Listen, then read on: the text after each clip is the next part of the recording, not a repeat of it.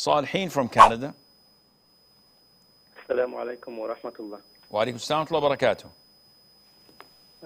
Sheikh, my question today is that some women claim that it is not permissible these days to, or recommended even, to marry more than 4 wives because they say that the Prophet and the Sahaba married more than 1 wife in their time. Only those who were orphan girls or the widowed women whose menfolk died in wars and so on. So is this something like a valid claim? They say we're only supposed to have only 1 wife these days, and if it is, even if we want to marry more than 1 wife to have more children, this is not permissible and it is disrespectful and objectifying women. Is this something correct? Okay, Ufiq Barakallah. First of all, Akhi, you, maybe a correction, maybe you've said this without paying attention to. It's not recommended to marry more than 4. It is prohibited to marry more than 4 wives. I think you meant to say it is not recommended to marry more than 1. So, yes, what they say is an Islamic ruling. So these women, when they come and object or give a verdict regarding whether it's recommended or not recommended and base their evidence and logic behind it, this is an Islamic ruling. We have to see if they are qualified to give such a ruling. Do they know the Quran? Do they have knowledge in Arabic? Do they speak Arabic? Do they have knowledge in fiqh? And 99.99% we will find that such women are totally ignorant when it comes to the rulings of Islam.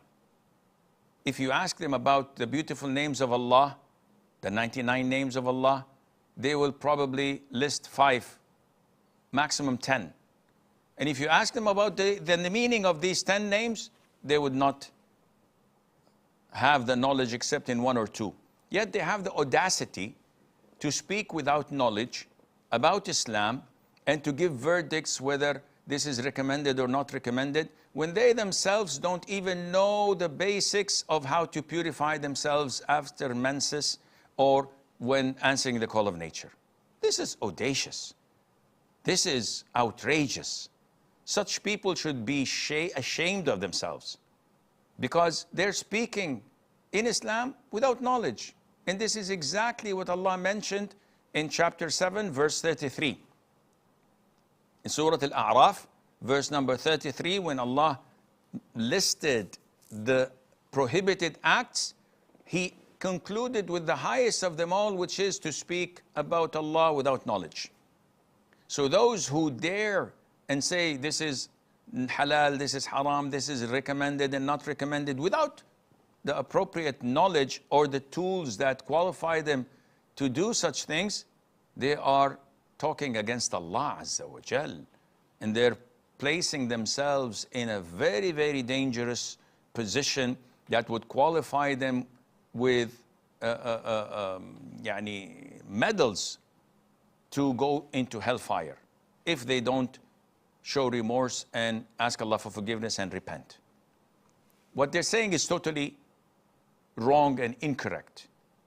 A person, a man, as long as he's financially capable and he can be fair and just and he can divide his time equally between the spouses he marry, whether 2nd, 3rd, or 4th, in this case, he does not require anyone's permission. And he's fulfilling what Allah had made permissible for him, and who does not like this can find a big door to walk out of.